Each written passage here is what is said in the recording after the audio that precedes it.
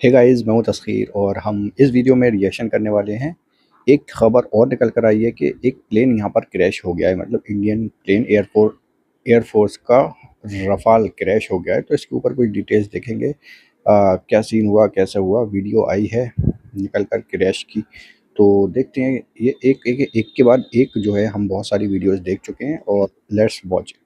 अस्सलाम वालेकुम people, welcome to Defence Outpost. तो कल रात को एक इंसिडेंट हुआ है इंडियन एयरफोर्स से रिलेटेड, जहां पर उनका जो एक पर्टिकुलर एयरक्राफ्ट है वो पुणे सिटी के इंटरनेशनल एयरपोर्ट के रनवे के ऊपर क्रैश हुआ है। जो चीज़ रिपोर्ट इस टाइम के ऊपर की जा रही है कि एक हार्ड लैंडिंग हुई थी, जिसके बाद एयरक्राफ्ट जो है वो अपने आप को कंट्रोल नहीं कर पाया और स्किड करके रनवे के ऊपर जो है उसने आग पकड़ ली। ये यहाँ पर कुछ विजुअल सामने आए हैं पुणे एयरपोर्ट से, जहाँ पर दूर से देखा जा सकता है कि एयरक्राफ्ट में अच्छी खासी आग लगी हुई है। और इस टाइम के ऊपर ये चीज़ क्लियर नहीं है कि ये एयरक्राफ्ट जो है वो अब रिपेयर हो पाएगा या नहीं हो पाएगा। अच्छी पॉसिबिलिटी है कि ये डैमेज बियॉन्ड रिपेयर हो चुका है, यानी कि अब इसको राइट ऑफ कर दिया जाएगा। मींस कि ये पर्टिकुलर एयरक्राफ्ट हटा ही दिया तकरीबन जाएगा वेस्ट इसको। हो चुका है। एक सॉर्ट ऑफ पॉजिटिव न्यूज यहाँ पर ये है कि इसका जो एयर क्रू है वो पूरे तरीके से सेफ है। लाइकली उन्होंने इससे पहले जो है वो इजेक्ट कर लिया था थैंक और गॉड। आसपास की जो सिविलियन प्रॉपर्टी है उसको भी ज्यादा डैमेज नहीं हुआ। सिर्फ रनवे जो है वो इन ऑपरेशनल हो गया, जिसकी वजह से वरना 90 हर प्लस बार जो फ्लाइट्स हैं उनको डिले या फिर सस्पेंड करना पड़ा। खैर, ये बातें साइड पे, आपको एक काफी ज्यादा इंटरेस्टिंग चीज दिखाना चाहूंगा कि ये यहाँ पर आप एक ट्वीट देख रहे हैं इंडिया के एक पायलट्स। प्रोपेगेंडा अकाउंट का, कि वो इस पूरे इंसिडेंट को किस तरह से रिपोर्ट कर रहे हैं। तो सबसे पहले लिखा जाता है कि पुणे एयरपोर्ट के ऊपर एक माइनर इंसिडेंट हुआ है इंडियन एयरफोर्स के एक एयरक्राफ्ट को लेकर, एंड देन उसके बाद नीचे सारी डिटेल के बाद लिखा जाता है कि negligible damage to the aircraft. मतलब कि इतना कोई खास डैमेज नहीं हुआ। नोज लैंडिंग गियर जो है वो टूट गया, एयरक्राफ्ट जो है उसमें पूरी तरीके से आग लग गई, पायलट्स ने इजेक्ट कर लिया, लेकिन डैमेज जो है वो नेग्लिजिबल है। सिर्फ एक दो खराशियां आई हैं जो कि बिल्कुल रिपेयर कर ली जाएंगी।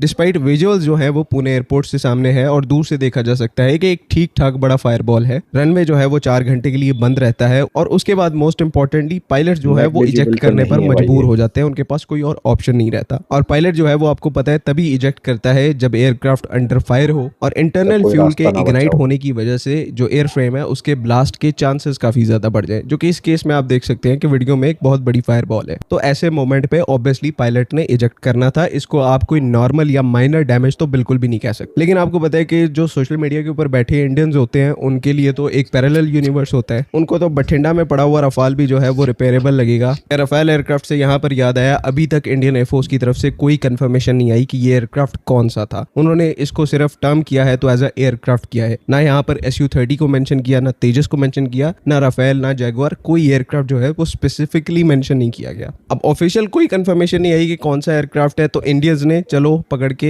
Su-30 MKI को बलि का बकरा बना दिया। और अब इस टाइम के ऊपर कहा जा रहा है कि जो पुणे एयरपोर्ट के अंदर क्रैश हुआ वो Su-30 MKI का है। लेकिन एक इंटरेस्टिंग पॉइंट जो कि इंडियन साइड से ही उठाया गया वो यहाँ पर ये था कि ये एयरक्राफ्ट जो कि पुणे में क्रैश हुआ है ये इंडिया का डसॉ राफेल भी हो सकता है, बिकॉज पुणे सिटी के अंदर ही डसॉ एविएशन जो कि राफेल एयरक्राफ्ट को बनाती है उसकी एक बहुत बड़ी इंजीनियरिंग फैसिलिटी है, जिसे आप MRO फैसिलिटी भी कह सकते हैं, रिसर्च फैसिलिटी भी कह सकते हैं, जिसको डायरेक्टली डसॉ एविएशन ऑपरेट करती है। और ओकेजनली यहाँ पर राफेल एयरक्राफ्ट जो है वो विजिट करते हैं अपनी रूटीन की सर्विसिंग के लिए, किसी भी रिपेयर एंड ओवरहॉल के लिए। तो अच्छे चांसेस हैं कि ये जो एयरक्राफ्ट क्रैश हुआ है ये राफेल हो सकता है। ऐसा मैं यहाँ पर नहीं कह रहा, ये डिफरेंट स्टोरीज जो हैं वो इंडियन साइड से ही आ रही हैं। खैर, अभी कोई चीज कंफर्म यहाँ पर बिल्कुल भी नहीं है। ये कोई भी एयरक्राफ्ट हो सकता है, Su-30 MKI भी हो सकता है, राफेल भी हो सकता है, तेजस भी हो सकता है। अभी इसके बारे में क्योंकि इंडियन एयरफोर्स ने जिसके ये एयरक्राफ्ट है उन्होंने कोई कंफर्मेशन नहीं दी, किसी एयरक्राफ्ट का नाम नहीं लिया, तो हम यहाँ पर कुछ नहीं कहेंगे। अगर कुछ कहेंगे तो फिर इंडियंस इसको प्रोपेगेंडा में लेबल कर देंगे। लेकिन जो बात यहाँ पर कंफर्म्ड है वो ये है कि इंडियन एयरफोर्स का कल रात को एक और एयरक्राफ्ट क्रैश हुआ है। और आपको ये बात माननी पड़ेगी कि इंडियन एयरफोर्स जो है वो हमेशा से उम्मीदों पर पूरा उतरती है। जब भी आपको लगता है कि यार काफी टाइम हो गया है इंडियन एयरफोर्स का कोई एयरक्राफ्ट क्रैश नहीं हुआ, तभी इंडियन एयरफोर्स जो है वो आपकी उम्मीदों पर पूरा उतरती है और कोई ना कोई जो एयरक्राफ्ट है वो क्रैश हो जाता है। 2026 स्टार्ट हुए, अभी 4 महीने हुए हैं और तकरीबन 5 से 6 जो क्रैश है इंडियन एयरफोर्स के वो अभी से रिकॉर्ड हो चुके हैं। ये जो एवरेज है वो 1 एयरक्राफ्ट पर मंथ क्रैश से भी ज्यादा है, जो बड़ा कि नंबर ऑब्वियस ही है बात भाई। है। इतना बुरा क्रैश रेट जो है वो किसी भी एयरफोर्स के लिए ना तो सस्टेनेबल होता है, ना उनकी इमेज के लिए बेहतर होता है, ना ही ये चीज उनको किसी तरीके से पॉजिटिवली कॉम्प्लीमेंट करती है, और वो भी उस सिचुएशन में जब उनके पास ऑलरेडी स्क्वाड्रन स्ट्रेंथ जो है वो काफी कम है। तो जब किसी एयरफोर्स की सिचुएशन यहाँ पर ऐसी है, सर्विसेबिलिटी रिकॉर्ड जो है वो इतना पुअर और लो है, तो ऐसे में फिर एयरक्राफ्ट के अंदर आप जो मर्जी अपग्रेड्स कर लो उनका कोई इतना ज्यादा इंपैक्ट नहीं होता। जब आपका एयरक्राफ्ट ही सही तरीके से ऑपरेशनल नहीं है, वो दिनों में क्रैश हो जाता है,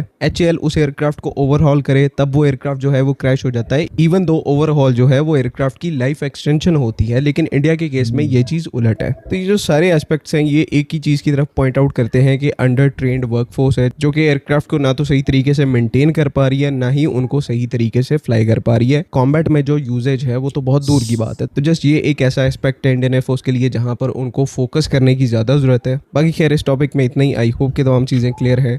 अगली वीडियो तक के लिए अल्लाह हाफिज़। पाकिस्तान जिंदाबाद। भले ही प्लेन का हमें अभी नाम ना पता हो या फिर कुछ कंफर्म ना हो, लेकिन आप कह सकते हैं कि एक इंडियन फाइटर जेट, हमारी एयरफोर्स का जेट जो है वो क्रैश हो गया है। और ये क्रैश दिखाता है कि भाई ये एक नाकामी की तरह हमारे सामने आ रहा है। और 2026 में देख सकते हो आप कि कई सारे क्रैशेस हमें देखने को मिले हैं। तो ये बहुत ही मतलब आई डोंट नो इसका इतनी ज़्यादा क्यों नहीं दिखाया जाता, इस पर काम क्यों नहीं किया जा रहा है। कई साल से हम देखते आ रहे हैं कि भाई जेट्स हमारे गिरते जा रहे हैं, तो भाई काम क्यों नहीं कर रहे हैं हम उसके ऊपर, ट्रेनिंग पर काम क्यों नहीं कर रहे हैं, उसकी मेंटेनेंस पर क्यों काम नहीं कर रहे हैं, उसके हार्डवेयर पर हम क्यों काम नहीं कर रहे हैं, आखिर कमी कहाँ आ रही है। तो ये चीज़ें संभल नहीं रही हैं। हर 1-2 महीने के अंदर हमें एक क्रैश देखने को मिल जाता है। या तो ये खड़े ही रहें तो क्रैश नहीं होगा, या जब भी उड़ते हैं 1 महीने बाद 2 महीने बाद कोई ना कोई जेट इनमें से ऐसा निकल आता है कि भाई वो क्रैश हो जाता है, कुछ ना कुछ गड़बड़ उसमें ख़राबी निकल आती है। तो हम क्यों ले रहे हैं भाई उनसे, मतलब ये नुकसान करना ज़रूरी है क्या? फिर जंग की बारी आई किसी से तो हमारे जेट का क्या होगा? एक तो खुद भी क्रैश हो रहे हैं, फिर जंग में क्या क्या कर कर दिखाएंगे। तो आप लोग क्या कहते हो कमेंट सेक्शन में बताओ। एंड करते हैं फिलहाल वीडियो को। Take care, bye bye.